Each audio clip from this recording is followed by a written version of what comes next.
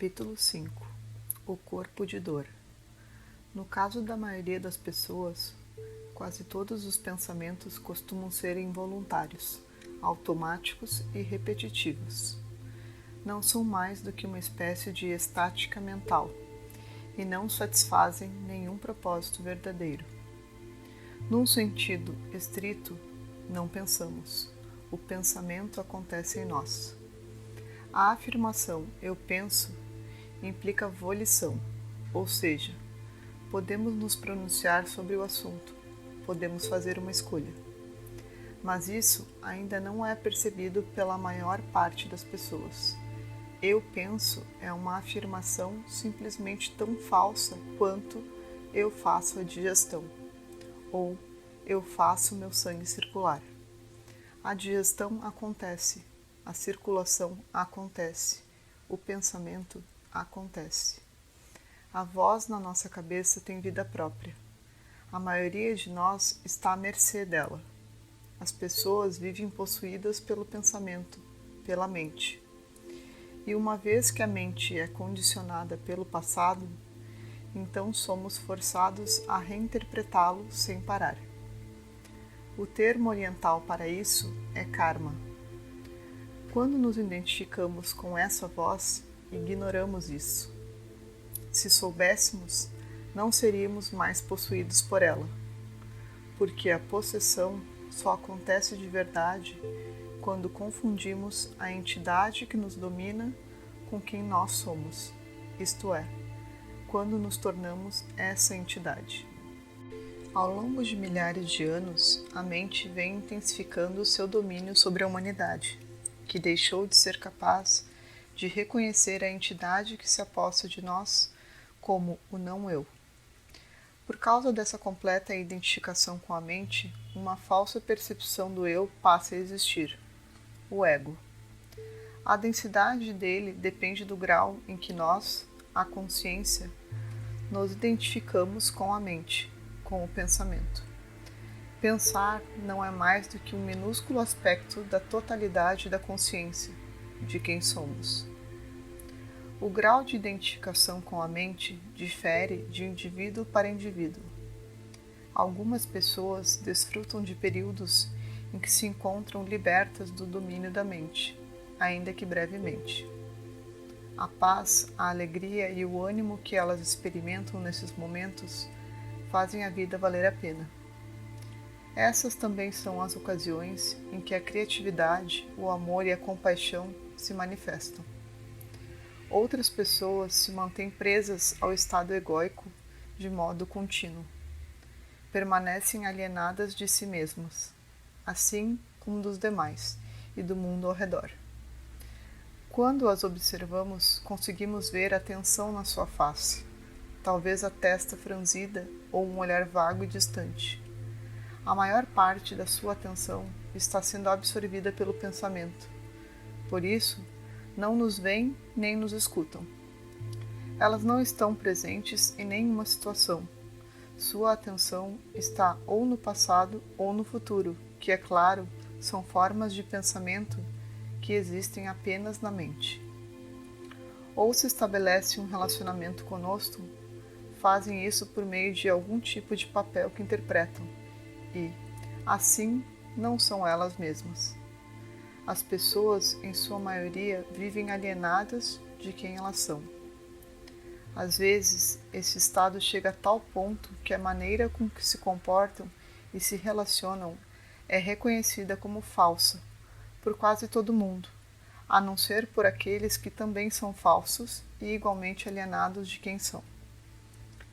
Alienação quer dizer que não nos sentimos à vontade em nenhuma situação, em lugar nenhum, nem com ninguém, nem mesmo conosco.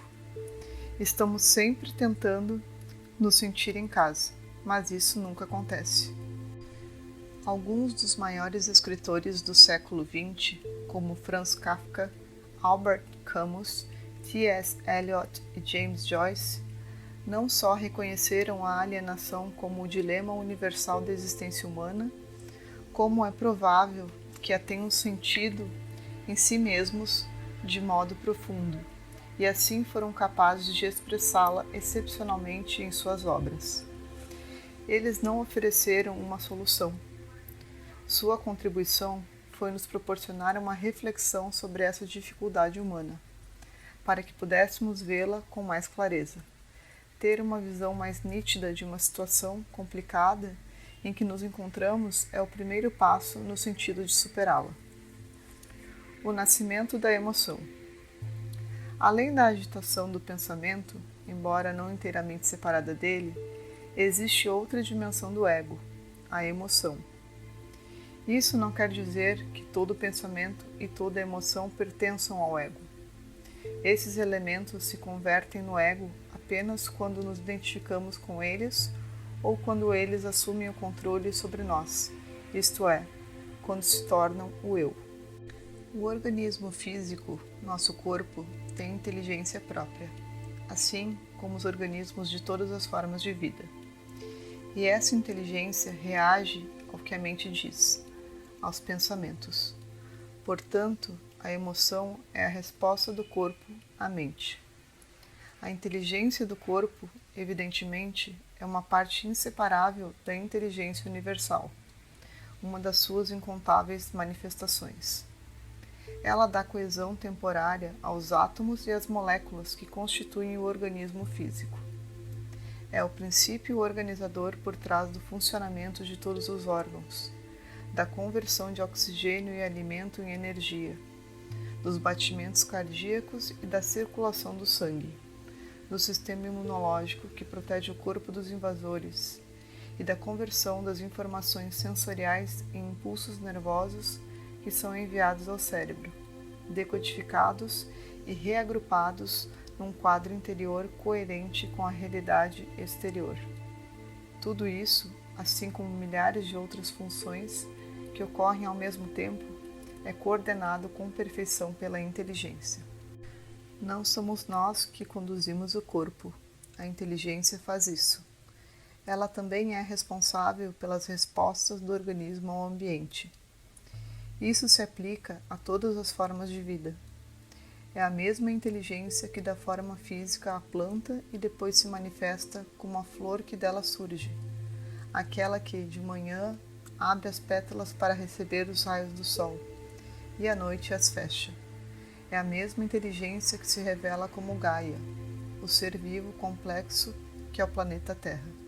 Essa inteligência faz surgir as reações instintivas do organismo a tudo o que representa uma ameaça ou um desafio.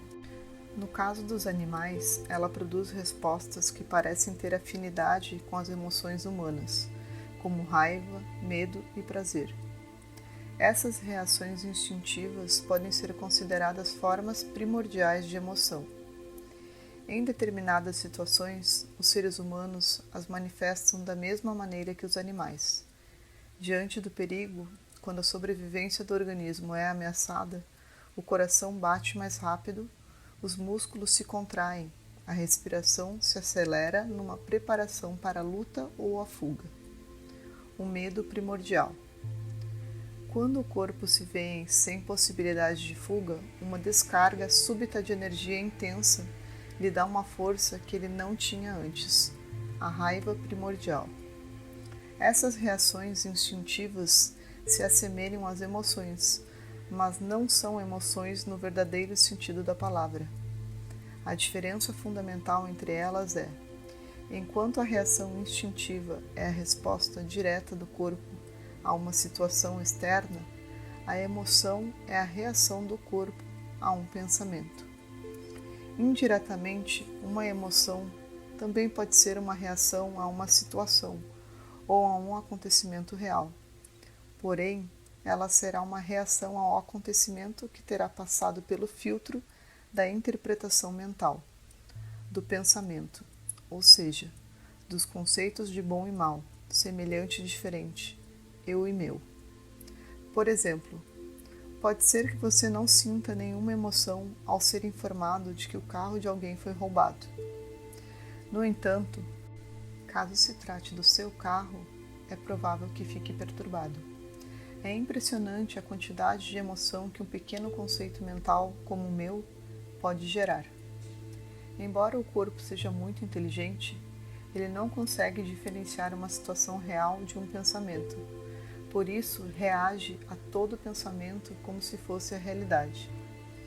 Para o corpo, um pensamento preocupante, assustador, corresponde a "estou em perigo", e ele responde à altura. Embora a pessoa que esteja pensando isso possa estar deitada numa cama quente e confortável. O coração bate mais forte, os músculos se contraem, a respiração se acelera. Forma-se um acúmulo de energia, mas, uma vez que o perigo é apenas uma ficção mental, a energia não flui. Parte dela retorna à mente e dá origem a outros pensamentos ainda mais ansiosos. O resto da energia se converte em toxinas e interfere no funcionamento harmonioso do corpo. As emoções e o ego. O ego não é apenas a mente não observada, a voz na cabeça que finge ser nós, mas também as emoções não observadas que constituem as reações do corpo ao que essa voz diz. Já vimos que espécies de pensamento a voz egóica atrai na maior parte do tempo, e a disfunção inerente à estrutura dos seus processos de pensamento, independente do conteúdo. Esse pensamento desajustado é aquilo a que o corpo reage com as emoções negativas. A voz na cabeça conta ao corpo uma história em que ele acredita e a qual reage. Essas reações são as emoções. Estas últimas, por sua vez, devolvem energia para os pensamentos que as criaram originalmente.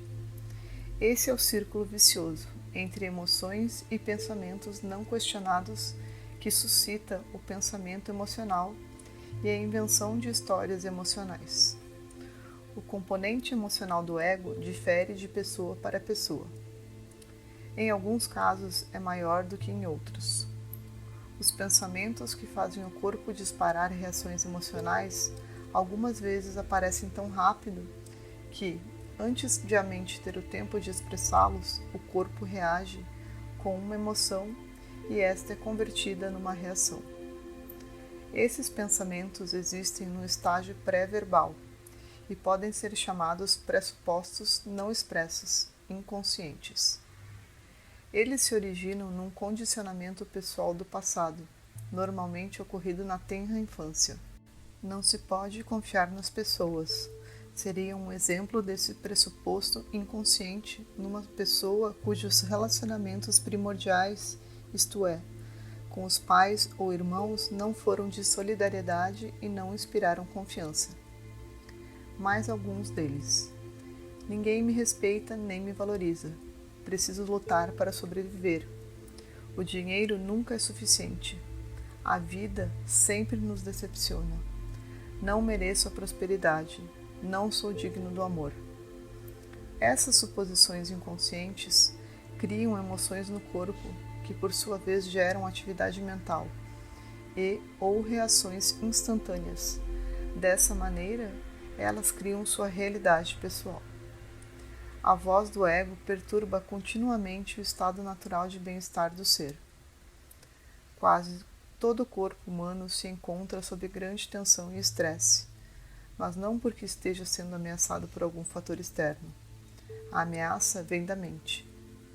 Há um ego vinculado ao corpo, que não pode fazer nada a não ser reagir a todos os padrões desajustados de pensamento que constituem o ego. Assim, um fluxo de emoções negativas acompanha o fluxo de pensamento incessante e compulsivo. O que é uma emoção negativa? É aquela que é tóxica para o corpo e interfere no seu equilíbrio e funcionamento harmonioso. Medo, ansiedade, raiva, ressentimento, tristeza, rancor ou desgosto intenso, ciúme, inveja. Tudo isso perturba o fluxo da energia pelo corpo, afeta o coração, o sistema imunológico, a digestão, a produção de hormônios e assim por diante. Até mesmo a medicina tradicional, que ainda sabe muito pouco sobre como o ego funciona, está começando a reconhecer a ligação entre os estados emocionais negativos e as doenças físicas. Uma emoção que prejudica nosso corpo também contamina as pessoas com quem temos contato e, indiretamente, por um processo de reação em cadeia, um incontável número de indivíduos com quem nunca nos encontramos. Existe um termo genérico para todas as emoções negativas: infelicidade. Será que as emoções positivas têm um efeito oposto sobre o corpo físico? Será que fortalecem o sistema imunológico, revigoram e curam o corpo? Sim, com certeza. Mas precisamos diferenciar as emoções positivas que são produzidas pelo ego das emoções mais profundas que emanam do nosso estado natural de ligação com o ser. As emoções positivas geradas pelo ego já contêm seu próprio oposto no qual podem rapidamente se converter. Alguns exemplos. O que o ego chama de amor é possessividade e apego dependente, que podem se transformar em ódio em questão de segundos. A expectativa em relação a um acontecimento, que é a supervalorização do futuro por parte do ego, transforma-se no oposto, abatimento ou decepção, quando aquilo termina ou não satisfaz as expectativas do ego. Sermos elogiados e reconhecidos nos faz sentir vivos e felizes num dia, enquanto sermos criticados ou ignorados nos faz sentir rejeitados e infelizes no dia seguinte. O prazer de uma festa animada transforma-se em ressaca e em algo desinteressante na manhã seguinte. Não existe bom sem mal, nem alto sem baixo. As emoções produzidas pelo ego decorrem da identificação da mente com fatores externos que são, é claro, instáveis e sujeitos a mudanças a qualquer momento. As emoções mais profundas não são emoções de maneira nenhuma, e sim estados do ser. Elas existem dentro do âmbito dos opostos. Os estados do ser podem ser obscurecidos, porém não têm opostos. Eles emanam de dentro de nós, como o amor, a alegria e a paz, que são aspectos da nossa verdadeira natureza. O pacto com mente humana. Em O Poder do Agora, citei minha observação de que dois patos, depois de um confronto, que nunca demora muito, separam-se e afastam-se em direções opostas. Em seguida, cada um deles bate as asas vigorosamente algumas vezes, liberando assim o excesso de energia acumulada durante a luta. Depois disso, eles nadam em paz, como se nada tivesse acontecido. Se o pato tivesse a mente de um ser humano, ele conservaria a luta viva no pensamento por meio de uma história. Provavelmente, ela seria assim. Não acredito no que ele acabou de fazer. Ele chegou a poucos centímetros de mim. Pensa que é o dono do lago. Não tem consideração pelo meu espaço privado. Nunca mais vou confiar nele. Da próxima vez, ele vai fazer a mesma coisa só para me aborrecer. Tenho certeza de que já está tramando alguma coisa, mas não vou suportar isso de novo. Vou ensinar a ele uma lição de que não vai se esquecer. Dessa forma, a mente cria suas histórias, uma atrás da outra, e continua pensando e falando sobre elas durante dias, meses ou anos. No que diz respeito ao corpo, a luta continua. E a energia que ela produz em resposta a todos esses pensamentos são as emoções, que por sua vez suscitam mais pensamentos. Isso se torna o pensamento emocional do ego. Podemos imaginar quanto a vida do pato se tornaria problemática se a mente dele fosse humana. Todavia, é assim que a maioria das pessoas vive na maior parte do tempo. Nenhuma situação, nenhum acontecimento jamais termina de verdade. A mente e o eu e minha história, criado pela própria mente, se encarregam de dar continuidade ao processo. Nós somos uma espécie que tomou o caminho errado. Tudo que é natural, todas as flores e árvores, assim como todos os animais, teriam importantes lições a nos dar se parássemos, olhássemos e escutássemos. A lição do pato é a seguinte: bata suas asas, isto é, deixe a história para lá, e retorne para o único lugar importante, o momento presente. Carregando o passado. A incapacidade, ou melhor, a relutância da mente humana em deixar de lado o passado é primorosamente ilustrada na história dos dois monges zen, Tanzan e Ekido, que caminhavam numa estrada enlameada depois de uma forte chuva. Próximo a uma aldeia, eles encontraram uma moça que estava tendo dificuldade em atravessar a estrada por causa da lama. Se ela continuasse a caminhar, estragaria seu kimono de seda. Sem titubear, Tanzan a pegou no colo e a carregou para o outro lado da estrada. Os monges prosseguiram na sua caminhada em silêncio. 5 horas depois, quando já estavam perto do templo onde passariam a noite, Ekido não conseguiu mais se conter. "Por que você carregou a moça para o outro lado da estrada?" perguntou. "Nós, monges, não devemos fazer essas coisas." "Faz horas que coloquei aquela jovem no chão", respondeu Tanzan. "Você ainda a está carregando?" Agora, imagine como seria a vida de alguém que viva como Ekido o tempo todo, incapaz de parar de pensar nas situações ou não querendo fazer isso e acumulando cada vez mais material dentro de si. Isso nos dá uma ideia de como é a vida da maioria das pessoas. Que pesado fardo do passado elas carregam na mente. O passado vive em nós na forma de lembranças. No entanto, elas em si mesmas não são um problema. Na verdade, é por meio delas que aprendemos com nossas experiências e com os erros que cometemos. Somente quando as recordações, isto é, os pensamentos sobre o passado nos dominam completamente, é que elas se transformam num fardo. Começam a ser problemáticas e a fazer parte do que entendemos como o eu. Nossa personalidade, que é condicionada pelo passado, se torna nossa prisão. Essas memórias são investidas de uma percepção do eu, e nossa história passa a ser a percepção que temos de nós mesmos. Esse pequeno eu é uma ilusão que obscurece nossa verdadeira identidade, como a presença eterna e sem forma. Nossa história, porém, é formada por lembranças mentais e emocionais, emoções antigas que são revividas continuamente. Assim como o monge que carregou o fardo do ressentimento por 5 horas, alimentando-o com pensamentos, a maioria das pessoas leva consigo uma grande quantidade de bagagem desnecessária, tanto mental quanto emocional, ao longo de toda a vida. Esses indivíduos se limitam com ressentimentos, arrependimentos, hostilidade e culpa.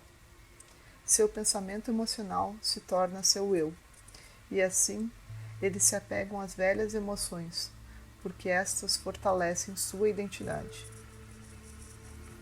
Por causa da tendência humana de perpetuar emoções antigas, quase todo mundo carrega no seu campo energético um acúmulo de antigas dores emocionais, que eu chamo de corpo de dor. Podemos, no entanto, parar de acrescentar ao corpo de dor aquilo que já temos. Somos capazes de aprender a refrear o hábito de acumular e perpetuar antigas emoções batendo nossas asas, metaforicamente falando, e nos abstendo de viver com a mente do passado, não importa se um incidente aconteceu ontem ou há 30 anos atrás. Temos como aprender a não manter vivos acontecimentos e situações. Em vez disso, sempre dirigir a atenção para o momento presente, puro, atemporal, em vez de nos deixarmos atrair por histórias mentais produzidas pela mente. Assim, nossa própria presença se torna nossa identidade, e não somos nossos pensamentos e nossas emoções. Absolutamente nada que tenha acontecido no passado pode nos impedir de estar presentes agora. E se o passado não tem como evitar nosso estado de presença, que poder ele tem? O individual e o coletivo. Toda emoção negativa que não é plenamente enfrentada nem considerada pelo que ela é no momento em que se manifesta, não se dissipa por inteiro. Deixa atrás de si um traço remanescente de dor. Para as crianças, em especial, As emoções negativas muito fortes são tão insuportáveis que elas não conseguem enfrentá-las, por isso tendem a evitá-las. Na ausência de um adulto consciente que as oriente com amor e sensibilidade a lidar de forma direta com esse tipo de emoção, a decisão de não sentir é, na verdade, a única opção da criança naquele momento. Infelizmente, em geral, esse mecanismo básico de defesa continua a vigorar até a vida adulta. A emoção sobrevive sem que a pessoa perceba e manifesta-se de maneira indireta, por exemplo, como ansiedade, raiva, explosões violentas, mau humor ou até mesmo como uma doença. Em alguns casos, ela interfere em todos os relacionamentos íntimos, podendo até mesmo sabotá-los. A maioria dos psicoterapeutas tem pacientes que, no início, afirmam ter vivido uma infância feliz, mas com o tempo o oposto acaba se revelando. Embora esses exemplos possam ser extremos, ninguém passa pela infância sem experimentar algum tipo de sofrimento emocional. Mesmo que nossos pais vivessem de modo consciente, teríamos sido crianças no mundo que, em grande parte, permanece inconsciente.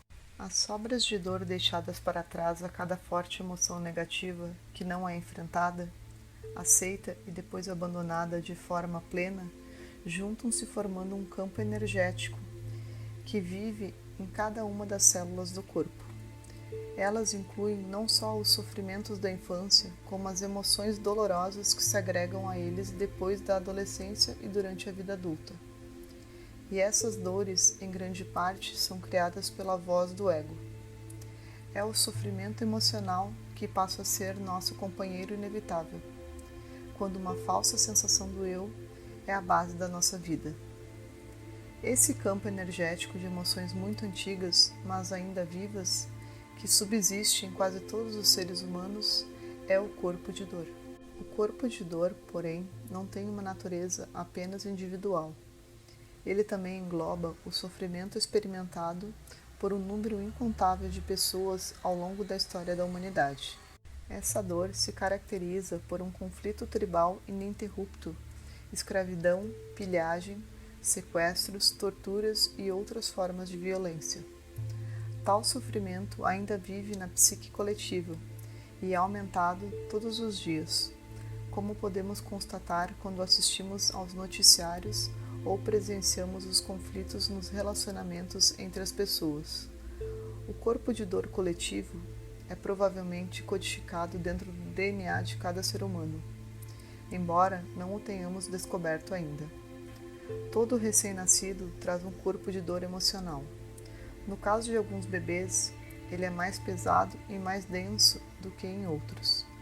Algumas dessas crianças são muito felizes na maior parte do tempo, enquanto outras parecem carregar uma imensa quantidade de infelicidade dentro de si. É verdade que há bebês que choram demais porque não recebem amor e atenção suficientes, porém, outros choram sem nenhuma razão aparente, quase como se estivessem tentando tornar todos ao redor tão infelizes quanto eles próprios, e geralmente conseguem. Eles chegam a este mundo com uma porção significativa do sofrimento humano. Existem ainda os recém-nascidos que choram com frequência porque sentem a emanação das emoções negativas do pai ou da mãe. E isso lhes causa sofrimento e também faz seu corpo de dor aumentar pela absorção da energia dos corpos de dor dos pais. Seja qual for o caso, à medida que o corpo físico do bebê cresce, o mesmo acontece com o corpo de dor. Uma criança pequena que tem um corpo de dor leve não será necessariamente um adulto mais avançado, em termos espirituais, do que alguém com um corpo de dor denso. Na verdade, em geral, acontece o contrário. Quem tem um corpo de dor pesado costuma ter mais chance de despertar espiritualmente do que quem possui um corpo de dor leve. Embora algumas dessas pessoas permaneçam presas ao seu corpo de dor pesado, muitas chegam a um ponto em que não conseguem mais viver com a infelicidade, e assim sua motivação para despertar se fortalece. Porque o corpo de Cristo em sofrimento, sua face distorcida em agonia e seu corpo sangrando com numerosos ferimentos é uma imagem tão significativa na consciência coletiva da humanidade? Milhões de pessoas, sobretudo na época medieval, não teriam tido uma afinidade tão profunda com ele, caso alguma coisa dentro delas mesmas não estivesse em consonância com essa imagem. Se elas não a tivessem inconscientemente reconhecido como uma representação exterior da sua própria realidade interior, o corpo de dor. As pessoas ainda não estavam conscientes o bastante para reconhecê-lo dentro de si mesmas, porém, era o começo da sua tomada de consciência em relação a ele. Cristo pode ser considerado o arquétipo humano, incorporando tanto o sofrimento quanto a possibilidade de transcendência. Como o corpo de dor se renova? O corpo de dor é uma forma de energia semi-autônoma que vive dentro da maioria dos seres humanos, uma entidade constituída de emoção. Ele tem sua própria inteligência primitiva, como um animal astuto, e ela é dirigida basicamente para a sobrevivência. Assim como todas as formas de vida, o corpo de dor precisa se alimentar com regularidade, e o alimento de que ele necessita consiste numa energia que é compatível com sua natureza, isto é, que vibra numa frequência semelhante à sua. Qualquer sensação dolorosa em termos emocionais pode ser usada como alimento. É por isso que ele prospera com o pensamento negativo e também com o conflito nos relacionamentos. O corpo de dor é viciado em infelicidade. Podemos ficar chocados quando alcançamos a compreensão de que existe alguma coisa dentro de nós que busca regularmente o negativismo emocional, a infelicidade. Precisamos até mesmo de mais consciência para detectar esse processo dentro de nós, do que para reconhecê-lo em alguém. Depois que a infelicidade assume o controle, não só não queremos que ela termine, como também desejamos fazer com que os outros sejam tão infelizes quanto nós, para que possamos nos alimentar das suas reações emocionais negativas. No caso da maioria das pessoas, o corpo de dor apresenta um estágio latente e um estágio ativo. Quando ele está latente, nos esquecemos com a maior facilidade de que carregamos uma pesada nuvem escura ou um vulcão adormecido dentro de nós, dependendo do campo energético do nosso corpo de dor em especial. O tempo que ele permanece nessa condição varia de pessoa para pessoa.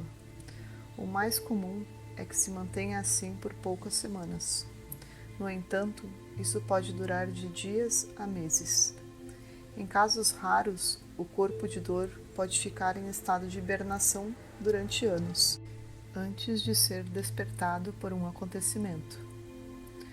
Como o corpo de dor se alimenta dos pensamentos? O corpo de dor desperta da sua dormência quando sente fome, na hora de se realimentar. Mas isso também pode ser provocado por um acontecimento a qualquer momento. Às vezes, o corpo de dor, que está pronto para se nutrir, usa o fato mais insignificante como um estímulo, de algo que alguém diz ou faz a um pensamento. Se vivemos sozinhos, ou caso não haja ninguém próximo a nós no momento, ele irá se alimentar dos nossos pensamentos, que de repente se tornarão profundamente negativos. Em geral, não temos consciência de que, pouco antes do surgimento desse fluxo de pensamentos ruins, uma onda de emoções invade nossa mente na forma de um humor sombrio e pesado, de ansiedade ou de raiva extrema.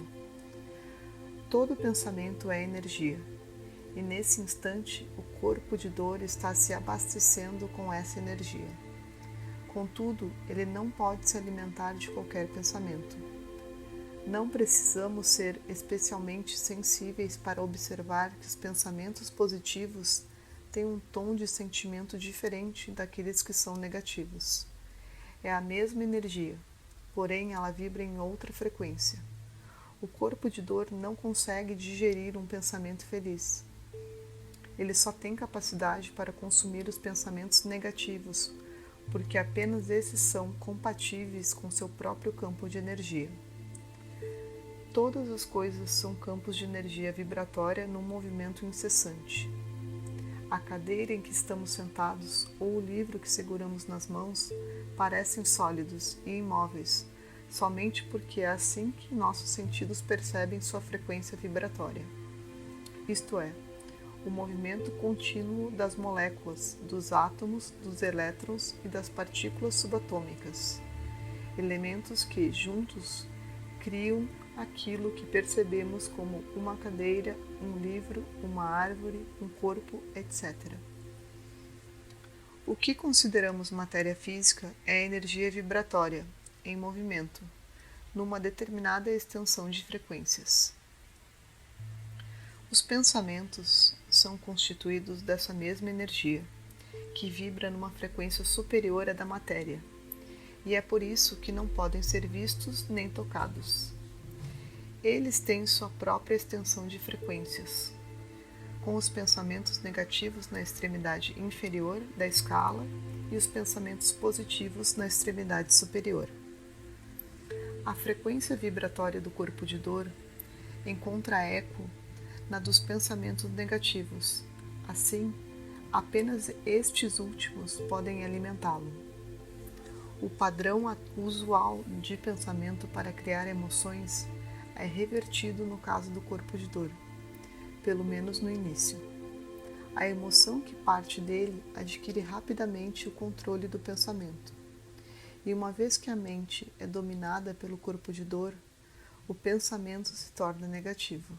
A voz na nossa cabeça começa a contar histórias tristes, cheias de ansiedade e rancor, que podem falar sobre nós, nossa vida, outras pessoas, o passado, o futuro ou acontecimentos imaginários.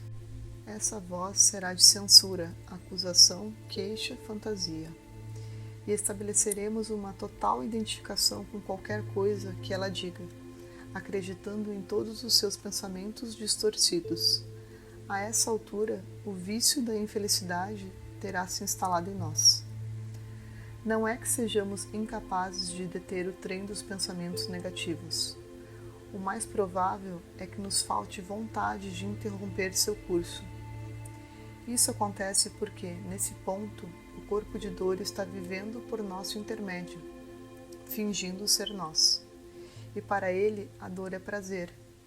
Ele devora ansiosamente todos os pensamentos negativos. Na verdade, a voz corrente na nossa cabeça torna-se a voz dele, e ela assume o diálogo interior. Um círculo vicioso se estabelece. Todo pensamento nutre o corpo de dor, que, por sua vez, produz mais pensamentos. Em algum momento, após algumas horas ou até mesmo depois de poucos dias, ele estará realimentando e retornará ao seu estágio latente, deixando para trás um organismo exaurido e um corpo físico muito mais suscetível à doença. Se ele lhe parece um parasita psíquico, você está certo. É exatamente o que ele é. Como o corpo de dor se alimenta do conflito? Se houver outras pessoas por perto, em geral, nosso parceiro ou nossa parceira ou um parente próximo, o corpo de dor tentará provocá-los, levá-los ao limite, como se diz, para que possa se nutrir do conflito que resultará disso. Os corpos de dor adoram relacionamentos íntimos e famílias, porque é deles que retiram a maior parte de seu alimento. É difícil resistirmos ao corpo de dor de alguém que esteja determinado a suscitar uma reação da nossa parte. Instintivamente, ele conhece nossos pontos mais fracos, mais vulneráveis. Se não for bem sucedido da primeira vez, tentará de novo seguidas vezes. É emoção pura, procurando mais emoção. O corpo de dor da outra pessoa quer despertar o nosso, para que os dois corpos de dor se energizem mutuamente. Muitos relacionamentos são marcados por episódios violentos e destrutivos envolvendo o corpo de dor. Esses enfrentamentos costumam ocorrer em intervalos regulares.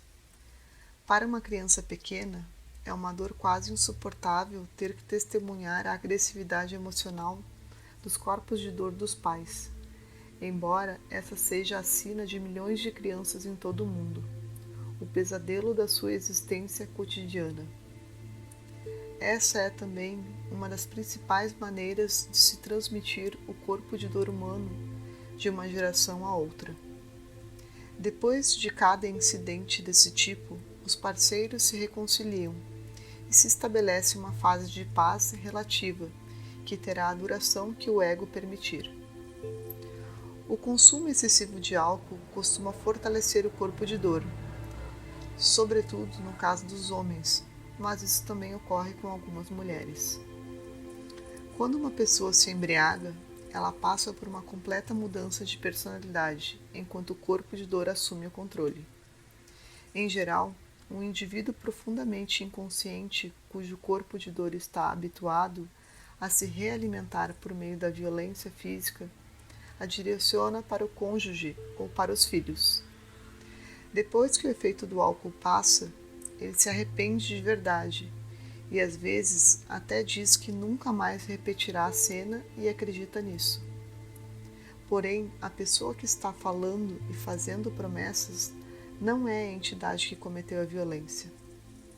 Assim, podemos ter certeza de que aquilo acontecerá de novo por vezes seguidas, a não ser que essa pessoa se torne presente, reconheça o corpo de dor em si mesma e abandone sua identificação com ele.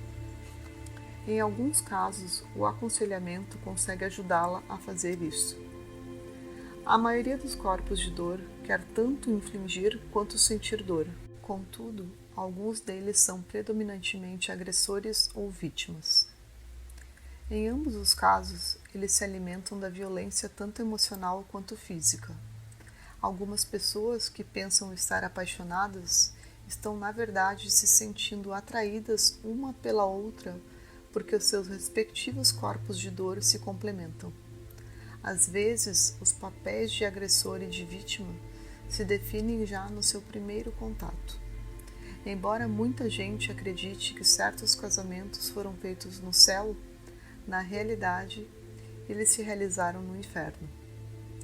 Se você já conviveu com um gato, deve ter percebido que, até mesmo quando esse animal aparenta estar dormindo, ele sabe o que está se passando ao redor, pois ao menor ruído inesperado, suas orelhas se direcionam para a fonte do barulho e seus olhos podem até se entreabrir ligeiramente. Com os corpos de dor latentes acontece a mesma coisa. Em algum nível, eles ainda estão despertos, prontos para entrar em ação quando um estímulo adequado se apresenta. Nos relacionamentos íntimos, os corpos de dor costumam ser espertos o bastante para permanecer discretos até que as duas pessoas comecem a viver juntas. E, de preferência, assinem um contrato comprometendo-se a ficar unidas pelo resto da vida. Nós não nos casamos apenas com uma mulher ou com um homem. Também nos casamos com o corpo de dor dessa pessoa. Pode ser um verdadeiro choque quando, talvez não muito tempo depois de começarmos a viver sob o mesmo teto ou após a lua de mel, vemos que nosso parceiro ou nossa parceira está exibindo uma personalidade totalmente diferente. Sua voz se torna mais áspera ou aguda quando nos acusa, nos culpa ou grita conosco, em geral por uma questão de menor importância. Há casos também em que essa pessoa passa a ficar retraída. O que há de errado? Perguntamos. Não há nada de errado, ela responde. Mas a energia intensamente hostil que ela transmite está dizendo: está tudo errado. Quando olhamos para ela, vemos que já não há luz nos seus olhos. É como se um pesado véu tivesse descido, e o ser que conhecemos e amamos e que antes era capaz de brilhar, sobrepondo-se ao ego, agora está inteiramente obscurecido. Parece que estamos diante de um verdadeiro estranho, cujos olhos mostram apenas rancor, hostilidade, amargura ou raiva. Quando ele nos dirige suas palavras, não é nosso cônjuge que está falando, mas o corpo de dor se expressando por meio dele. Qualquer coisa que esteja dizendo é a versão da realidade do corpo de dor, algo distorcido pelo medo, pela hostilidade, pela ira e pelo desejo de infligir e receber mais sofrimento. A essa altura, podemos nos perguntar se essa é a verdadeira face daquela pessoa, a que nunca tínhamos visto antes, e se cometemos um grande erro quando a escolhemos como companheira. Na realidade, essa não é sua face genuína, apenas o corpo de dor que assumiu temporariamente o controle. Seria difícil encontrar um parceiro ou uma parceira que não carregasse um corpo de dor. No entanto, seria sensato escolher alguém que não tivesse um corpo de dor tão denso. Corpos de dor densos. Algumas pessoas carregam corpos de dor tão densos que nunca se encontram completamente adormecidos.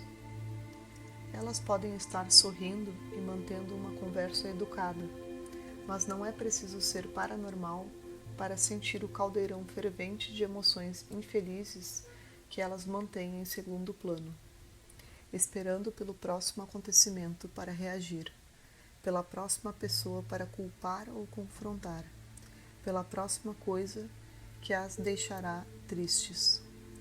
Seu corpo de dor nunca se satisfaz, está sempre faminto. Ele aumenta a necessidade de inimigos, que é cultivada pelo ego. Com sua atitude reativa, elas lidam com questões quase insignificantes de modo explosivo, numa tentativa de atrair outras pessoas para seu próprio conflito, fazendo-as reagir. Algumas delas se envolvem em batalhas longas e sem sentido, ou em casos judiciais com organizações ou indivíduos. Outras são consumidas por um rancor obsessivo em relação ao ex-cônjuge ou parceiro/parceira. Inconscientes da dor que carregam dentro de si, elas a projetam com sua reação nos acontecimentos e nas situações. Dada sua completa falta de autoconsciência, essas pessoas não conseguem perceber a diferença entre um fato e sua reação a ele. Para elas, a infelicidade e até mesmo a própria dor estão no acontecimento ou na situação. Como não estão conscientes do seu estado interior, nem sequer sabem que estão profundamente infelizes, que estão sofrendo. Às vezes, pessoas com corpos de dor desse tipo se tornam ativistas que lutam por uma causa. O lema que defendem pode ter de fato seu valor, e elas, a princípio, podem até ser bem-sucedidas na execução das coisas. No entanto, a energia negativa que flui do que elas dizem e fazem, bem como sua inconsciente necessidade de criar inimigos e conflitos, tende a produzir uma oposição crescente à sua causa. Essas pessoas também costumam fazer desafetos dentro da própria organização, porque, não importa onde estejam, descobrem motivos para se sentir mal. Assim, seu corpo de dor continua a encontrar exatamente o que está procurando. O entretenimento, a mídia e o corpo de dor. Se você não tivesse familiaridade com nossa civilização contemporânea, caso tivesse acabado de chegar de outra época ou de outro planeta, uma das coisas que mais o impressionariam seria constatar que milhões de pessoas adoram ver seres humanos matar e infligir dor uns aos outros, e chamam isso de entretenimento, e que pagam para ter essa diversão. Por que os filmes violentos atraem um público tão grande? Existe toda uma indústria envolvida nessa questão, e uma boa parte dela alimenta o vício humano da infelicidade. Obviamente, as pessoas assistem a essas produções porque querem se sentir mal. O que há nos indivíduos que adoram se sentir mal e dizer que isso é bom? O corpo de dor, é claro. Há uma participação considerável na indústria do entretenimento nesse processo. Portanto, além da atitude reativa, do pensamento negativo e do conflito pessoal, o corpo de dor também usa a tela do cinema e da televisão para se renovar por meio deles. Corpos de dor escrevem e produzem esses filmes, e corpos de dor pagam para vê-los. Será sempre errado mostrar a violência e vê-la na televisão e no cinema? Toda essa violência alimenta o corpo de dor? No atual estágio evolucionário da humanidade, ela não só permeia tudo, como se encontra em ascensão enquanto a antiga consciência egóica, ampliada pelo corpo de dor coletivo, se intensifica antes da sua inevitável extinção. Se os filmes apresentam a violência no seu contexto mais amplo, se exibem sua origem e suas consequências, se revelam que ela causa às vítimas assim como aos agressores, se mostram a inconsciência coletiva que está por trás dela e como é passada adiante de geração para geração. A raiva e o ódio que vivem nos seres humanos na forma do corpo de dor. Então, eles desempenham uma função vital no despertar da humanidade. Essas produções podem funcionar como um espelho em que nossa espécie vê sua própria insanidade. Aquilo em nós que reconhece a loucura como loucura, até mesmo se a nossa própria loucura é sanidade, é a consciência emergente, é o fim da insanidade. Esses filmes de fato existem e não nutrem o corpo de dor. Alguns dos melhores filmes contra a guerra são os que mostram a realidade e não uma versão glamourosa dos conflitos. O corpo de dor só consegue se alimentar daquelas produções em que a violência é retratada como um comportamento humano normal, ou até mesmo desejável, e daquelas que a glorificam com o único propósito de gerar emoção negativa no espectador, e assim se tornar um remédio para o corpo de dor viciado em sofrimento. Basicamente, os jornais populares não vendem notícias, mas emoções negativas. Alimentos para o corpo de dor, atrocidades ou carnificina, destaca o título em letras garrafais. Essas publicações se superam nesse terreno. Sabem que as emoções negativas vendem muito mais exemplares do que as notícias. Existe uma tendência nos veículos de informação em geral, incluindo a televisão, de exacerbar os fatos negativos. Quanto mais as coisas pioram, mais exaltados se mostram os apresentadores, e a agitação negativa costuma ser produzida pela própria mídia. Os corpos de dor simplesmente a adoram. O corpo de dor feminino coletivo. A dimensão coletiva do corpo de dor apresenta componentes diferentes. Tribos, nações, raças, todos têm seu corpo de dor coletivo, e alguns são mais pesados do que outros. A maioria dos integrantes de cada um desses grupos participa dele em maior ou menor grau. Quase toda a mulher tem sua parcela no corpo de dor feminino coletivo, que tende a se tornar ativado especialmente no período que precede a menstruação. Nessa fase, muitas mulheres são dominadas por uma intensa emoção negativa. A supressão do princípio feminino, sobretudo ao longo dos últimos 2000 anos, permitiu que o ego ganhasse a absoluta supremacia na psique humana coletiva. Embora as mulheres tenham ego, é claro, ele pode enraizar-se e prosperar com mais facilidade na forma masculina do que na feminina. Isso acontece porque as mulheres se identificam menos com a mente do que os homens. Elas estão mais em contato com o corpo interior e a inteligência do organismo, que dão origem às faculdades intuitivas. A forma feminina não se encontra tão rigidamente encapsulada quanto a masculina. Tem maior abertura e sensibilidade em relação às outras formas de vida e está mais sintonizada com o mundo natural. Se o equilíbrio entre as energias masculina e feminina não tivesse acabado no nosso planeta, o crescimento do ego teria sido limitado de modo significativo. Não teríamos declarado guerra à natureza e não seríamos tão completamente alienados do nosso ser. Ninguém tem o número exato porque não foram mantidos registros, mas acredita-se que ao longo de 300 anos, entre 3 e 5 milhões de mulheres foram torturadas e mortas pela Santa Inquisição, uma instituição fundada pela Igreja Católica Romana para reprimir a heresia. Esse acontecimento se equipara ao Holocausto, como um dos capítulos mais sombrios da história da humanidade. Bastava uma mulher mostrar amor pelos animais, caminhar sozinha nos campos ou nas florestas, ou colher plantas medicinais para ser considerada bruxa, torturada e condenada a morrer na fogueira. O sagrado feminino foi declarado demoníaco e toda uma dimensão desapareceu significativamente da experiência humana.